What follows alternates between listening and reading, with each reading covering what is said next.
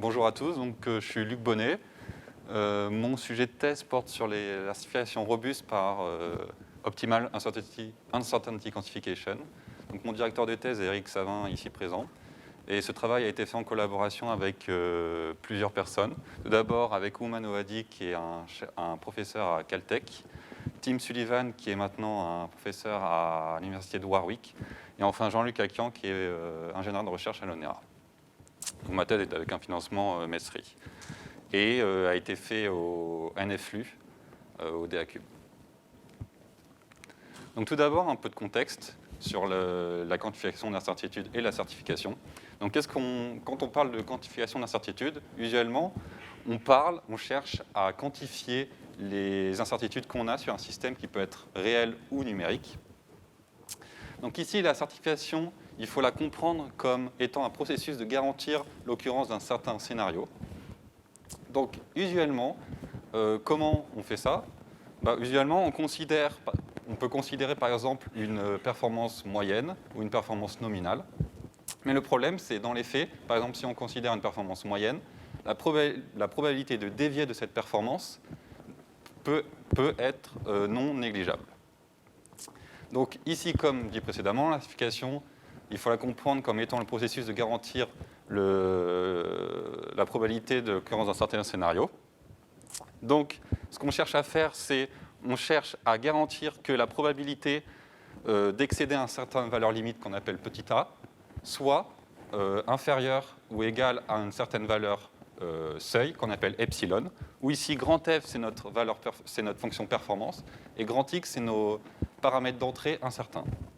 Donc pour donner quelques exemples, epsilon peut par exemple valoir 10 puissance moins 9 pour un problème critique dans l'aviation, ou encore pire, epsilon est égal à 0, donc on veut vraiment aucune défaillance quand on veut dimensionner une centrale nucléaire soumise à des séismes. Donc comme on peut le voir, on peut avoir des epsilon très faibles, et on a aussi des paramètres incertains. Donc ce qu'on cherche à faire, c'est qu'on trouve des outils rigoureux et mathématiques qui vont nous permettre de donner une valeur limite sur notre probabilité. Donc comme dit précédemment, ce qu'on cherche à faire, c'est qu'on veut certifier que notre probabilité de défaillance soit inférieure ou égale à epsilon. Mais malheureusement, dans la pratique, c'est que notre fonction performance et notre mesure de probabilité ne sont pas connues exactement. Par exemple, si on a qu'on appelle le epistemic uncertainty, ce qu'on sait habituellement, c'est qu'on sait juste que f, notre fonction performance et notre mesure de probabilité sont dans un ensemble qu'on appelle grand A, un ensemble admissible qui contient toutes les hypothèses et informations qu'on a. Donc comme dit l'adage célèbre, quand on est dans le doute, on peut supposer le pire. Donc de cette façon, ce qu'on va chercher à calculer, c'est non plus la probabilité de défaillance en elle-même, mais les valeurs, la borne supérieure et la borne inférieure. Donc la borne supérieure qu'on appelle U de grand A, c'est donc en fait le sub de la probabilité de défaillance où F et mu sont dans notre ensemble admissible grand A. Donc la borne supérieure, il faut la comprendre comme le pire des cas. Et de la même façon, on fait la borne inférieure, et là, il faut la comprendre comme le meilleur des cas, en se donnant l'hypothèse qu'on a dans grand A. Donc on sait que notre vraie probabilité de défaillance est comprise entre notre borne inférieure et notre borne supérieure. Donc on va un peu resserrer le problème. Donc ici, on va considérer des ensembles admissibles grand A d'un certain type, donc, qui sont de ce type-là. Donc en fait, c'est un ensemble de fonctions et de mesures de probabilité, où notre fonction, on sait qu'elle est continue, mesurable. On a quelques conditions sur notre fonction toute seule. On sait que nos paramètres d'entrée sont indépendants, et on a ce qu'on appelle des contraintes de moment sur notre mesure de probabilité. Donc, par exemple, on peut connaître par exemple la moyenne de notre fonction performance, la moyenne d'un des paramètres d'entrée, la variance, la covariance, etc. Et donc, le problème, c'est que si on veut calculer notre borne supérieure sur cet ensemble, a priori, c'est un problème de dimension infinie. Mais il y a eu un joli théorème de réduction qui a été démontré par Ouadi et certains de ses collègues en 2013, donc c'est assez récent, qui permet de dire que si on a ce type d'ensemble, on peut se ramener à un problème de dimension finie. Alors, donc, comment on peut se ramener ? Donc en fait, l'idée, c'est que si on considère maintenant A delta, défini comme ceci, où en fait maintenant, notre mesure de probabilité, en fait, elle est considérée, elle est définie comme en fait un nombre fini de Dirac, où en fait, leur nombre est donné par le nombre de contraintes qu'on a sur notre mesure, qu'il soit mesure partielle ou la mesure mu. Donc par exemple, dans ce cas-là, pour chaque mu k, on aura 1 plus n0 plus nk Dirac. Où n0, c'est le nombre de contraintes de moments qu'on a juste qu'on a sur la mesure mu, et nk, c'est l'ensemble de contraintes de moments qu'on a juste sur mu k. Donc en fait, on sait donc que la bande supérieure de A delta est égale à la bande supérieure de A, et donc on a donc transformé un problème de dimension a priori infinie en dimension finie. Et donc en fait, on peut maintenant le résoudre, et il a été fait avec, notamment avec un framework sur Python, Mystic, qui est open source et qui est disponible sur Internet. Donc pour donner un exemple, il existe même pour quelques cas particuliers des solutions analytiques de cette bande supérieure.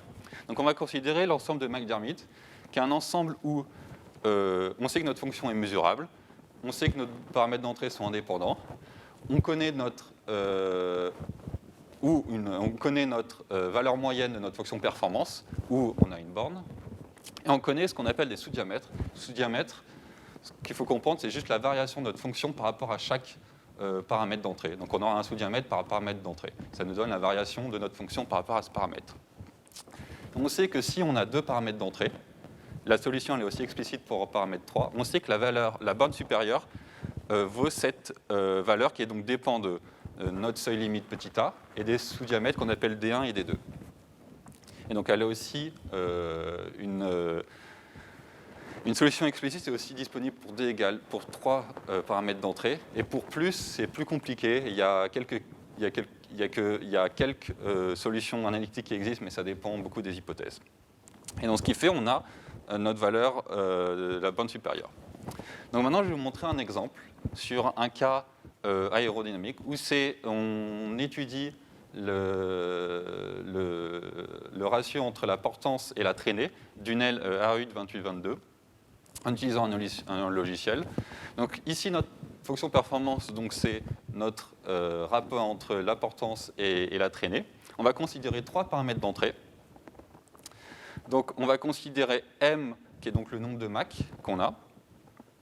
On considère alpha, qui est donc notre angle d'attaque de l'aile, et G, qui est en fait un petit paramètre géométrique qui nous donne des incertitudes qu'on a au niveau de la forme de notre aile. Donc on va considérer nos trois paramètres avec leur valeur, et ici les lois elles servent juste pour nous donner un point de départ, mais on ne l'utilise pas l'utilité, c'est qu'on ne l'utilise pas dans cette étude. Donc, comme dit précédemment, ce qu'on veut, c'est on veut certifier que notre probabilité de défaillance soit inférieure ou égale à un certain epsilon. Donc, on va considérer deux cas. Donc, tout d'abord, un premier cas où là, on va considérer le cas de McDermid que j'ai présenté précédemment, où pour ce cas-là, on a une solution analytique, et considérer un second scénario qu'on appelle A grand F, où ici, ce qui diffère avec le McDermid, c'est que on sait toujours que les paramètres d'entrée sont indépendants, on connaît notre valeur moyenne de notre fonction performance, mais on a une chose qu'on sait en plus, c'est qu'on ne connaît pas juste la variation de notre fonction performance par rapport à chaque sous-diamètre, par rapport à chaque paramètre d'entrée, on connaît toute la fonction, on connaît la fonction dans son total. Donc, ce qui fait que pour A grand F, on sait, par exemple, si on donne des paramètres d'entrée à notre fonction, on va pouvoir avoir une valeur à sa sortie. Donc tout d'abord, le premier scénario, donc là on est dans l'ensemble de McDermid. Donc ce que vous voulez voir en haut, c'est d'abord les sous-diamètres. Il faut voir aussi les sous-diamètres, donc comme j'ai dit précédemment, ça nous donne la variation de notre fonction par rapport à chacun des paramètres d'entrée. On peut le voir un peu comme une analyse de sensibilité qui est non linéaire. Je ne vais pas trop rentrer dans les détails. Donc ici, ce qu'on peut voir, c'est que notre angle d'attaque est prépondérant par rapport aux autres paramètres sur la variabilité de notre système.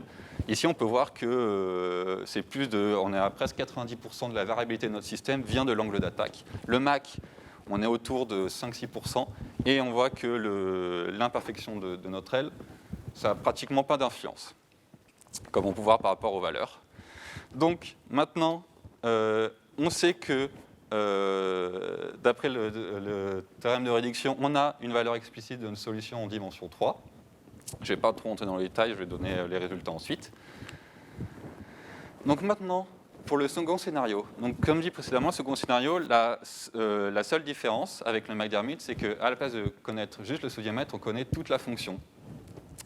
Et donc, on sait d'après le théorème de réduction que si on veut calculer la borne supérieure de A à grand F, on sait que c'est égal à la borne supérieure de A delta, où maintenant, chaque mesure μj est en fait une somme de Dirac, où leur nombre de Dirac est donné par le nombre de contraintes qu'on a. Ici, on a une plus une contrainte globale, parce qu'on connaît la valeur moyenne de notre fonction.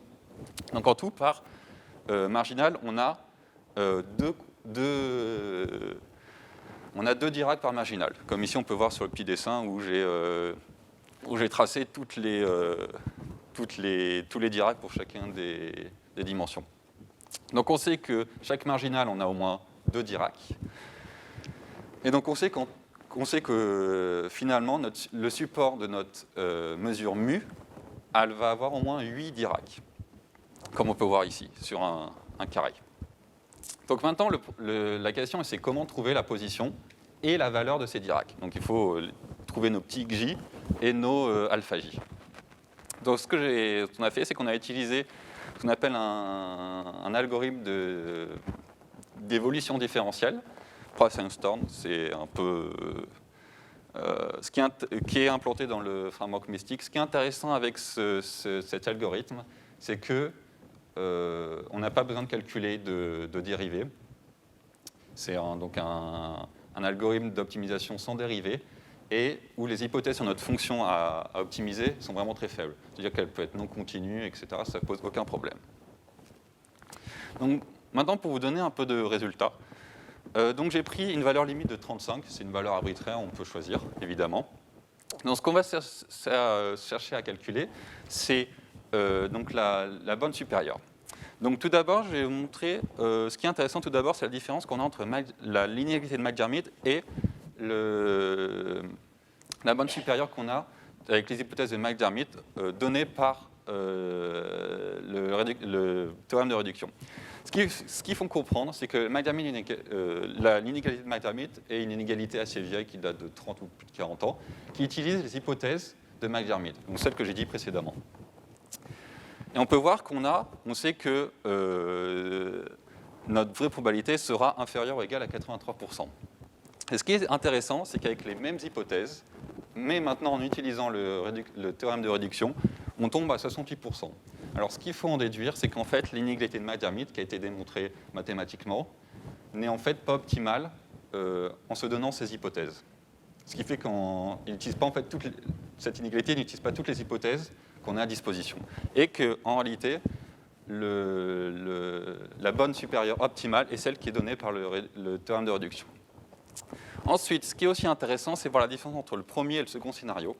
Donc en fait, comme dit précédemment, le premier scénario, la seule différence entre les deux, c'est que dans le premier scénario, sur notre fonction, on connaît juste les variations, donc les sous-diamètres, les grands D, alors que sur le second scénario, on connaît toute notre fonction. Et ce qui est intéressant, c'est qu'on peut voir, on tombe de 68 à 65%. Pourquoi ? Parce qu'en fait, dans le second scénario, on a plus d'informations sur notre système.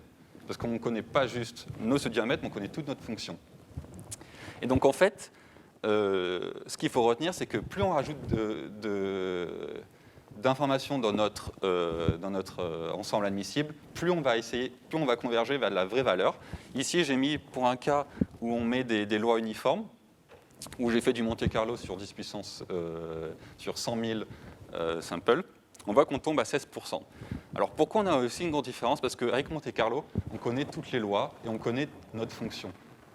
Alors que, par exemple, dans McDermott ou dans AgrandF, on ne connaît pas la loi, on connaît juste soit la variation de notre fonction, soit notre fonction, et on connaît juste la valeur moyenne de notre fonction performance. On ne connaît pas, par exemple, la valeur moyenne d'un des paramètres, la variance, etc. On ne connaît aucune loi. Et donc c'est pour ça qu'on voit une aussi grosse différence. Donc maintenant, quelques perspectives, parce que ce que j'ai précédemment, ce qui a été fait grosso modo pendant ma première année de thèse.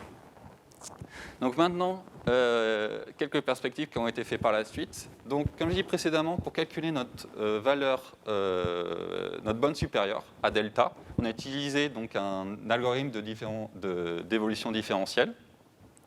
Le problème avec cet algorithme, comme beaucoup d'autres algorithmes d'optimisation, c'est qu'on ne sait pas si on a convergé ou non. On ne sait pas si on a obtenu un bon point ou pas. Donc l'idée, ça a été, lors de mon séjour de 3 mois à Berlin, j'ai travaillé avec notamment Tim Sullivan sur un algorithme qui permet de nous donner des informations sur notre validité de notre point. Du point qu'on a obtenu par notre algorithme d'optimisation. Et qui a été donc publié, qui peut être trouvé sur Internet en open source.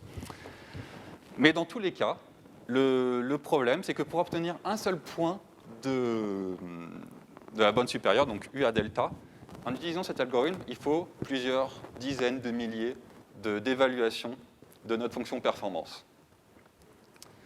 Et évidemment, dans le cas, par exemple, en aérodynamique, si on utilise par exemple l'ESA, si on veut un calcul qui ne soit pas trop mauvais, on peut, pour une seule évaluation, on peut parfois quelques heures. Il faut parfois quelques heures. Donc, ce qu'on voit que, par exemple avec ELSA, ce n'est pas vraiment possible d'utiliser ce type d'algorithme. Donc en fait, l'idée, par la suite, ça a été de se dire, à la place d'utiliser un modèle de calcul très coûteux en temps, ça a été de comment faire pour arriver à utiliser un modèle de substitution. Donc l'idée maintenant, c'est de se dire comment arriver à fabriquer ou faire un modèle de substitution le plus précis possible et le moins coûteux à évaluer, donc pratiquement instantanément. Donc je vais vous parler, donc, il y a deux méthodes. Donc tout d'abord, qu'on appelle l'algorithme de kernel-flow. Donc j'ai un peu travaillé, qui est assez récent, en 2019, qui a été à la base développé pour des problèmes de classification avec des réseaux de neurones. Et donc en fait, j'ai un peu travaillé avec Ouman Ouati lors de mon séjour en 2020, début 2020, à Caltech, où en fait l'idée, c'était d'essayer de voir comment cet algorithme se comporte sur des métamodèles qui peuvent être classiquement utilisés, par exemple avec du kriging.